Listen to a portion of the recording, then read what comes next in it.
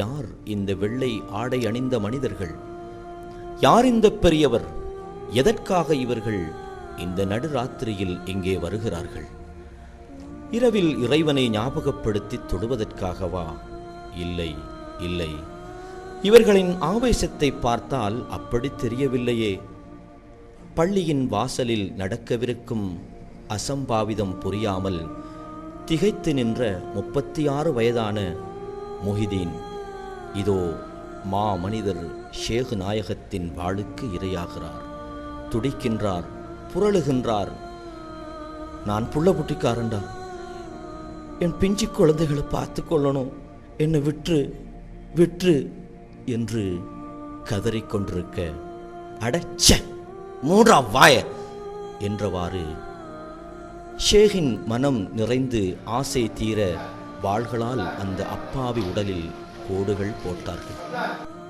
கூர்மையான வாள்களுடன் கொதித்தெழும்பும் கொலை வெறியுடன் பள்ளியை நோக்கி விரைந்து வந்து அவர்களை கனிவுடன் இதோ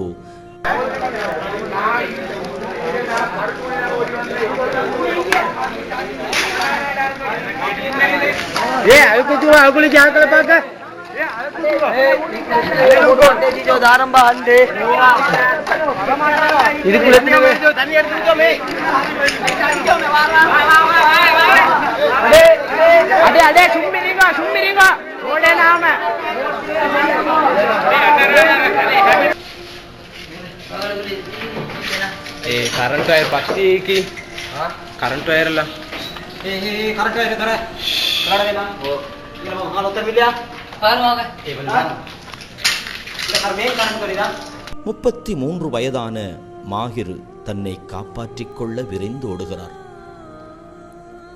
இதுக்குள்ள ஒளிஞ்சா உன்னை ஒன்றும் செய்ய முடியாதுன்னு நினைச்சுக்கிட்டீங்கடா நாயே என்றவாறு மாஹிரை நோக்கி விரைகிறார்கள்.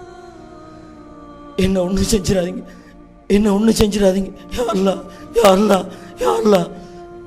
வெட்டப்பட்ட அந்த அப்பாவி உடலை இன்னும் பதம் பார்க்க கல்லஞ்சக்கார கொலைகாரனின் கைகள் இன்னும் விரைகின்றன.